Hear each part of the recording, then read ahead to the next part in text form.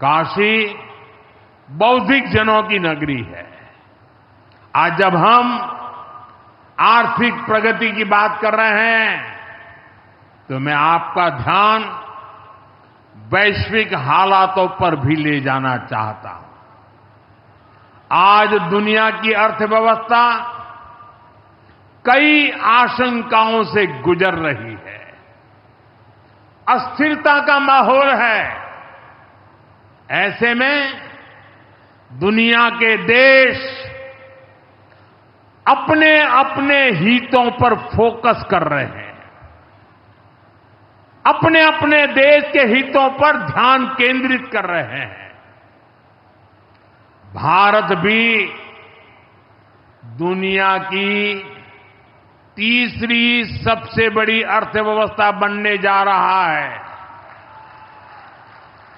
इसलिए भारत को भी अपने आर्थिक हितों को लेकर सजग रहना ही है। हमारे किसान, हमारे लघु उद्योग, हमारे नौजवानों के रोजगार, इनका हित हमारे लिए सर्वोपरि है। सरकार इस दिशा में हर प्रयास कर रही है, लेकिन देश के नागरिक के रूप में भी हमारे कुछ दायित्व है। और ये बात सिर्फ मोदी नहीं, हिंदुस्तान के हर व्यक्ति ने दिन में हर पल बोलते रहना चाहिए, दूसरे को कहते रहना चाहिए। जो देश का भला चाहते हैं, जो देश को तीसरे नंबर की इकोनॉमी बनाना चाहते हैं, ऐसा कोई भी राजनीतिक दल हो, कोई भी राजनेता हो, उसने अपने संकोच को छोड़ करके देश हित में हर पल, हर बार, हर जगह देशवासियों के अंदर एक भाव जगाना होगा, और वो है हम स्वदेशी का संकल्प लें। अब हम कौन सी चीजों को खरीदेंगे, कौन से तराजू से तोलेंगे? मेरे भाइयों बहनों, मेरे देशवासियों, अब हम कुछ भी खरीदें तो एक ही तराजू होना चाहिए। हम उन चीजों को खरीदेंगे जिसे बनाने में किसी न किसी भारतीय का पसीना बहा है।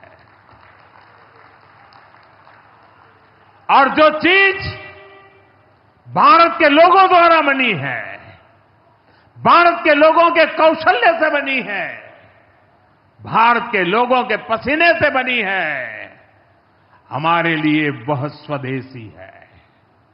हमें vocal for local, vocal for local मंत्र को अपनाना होगा। हम संकल्प लें कि हम मेक इन इंडिया प्रोडक्ट्स को ही बढ़ावा देंगे। हमारे घर में जो कुछ भी नया सामान आएगा, मैं नए सामान की बात कर रहा हूं, हमारे घर में जो भी नया सामान आएगा वो स्वदेशी ही होगा। ये जिम्मेदारी हर देशवासी को लेनी होगी।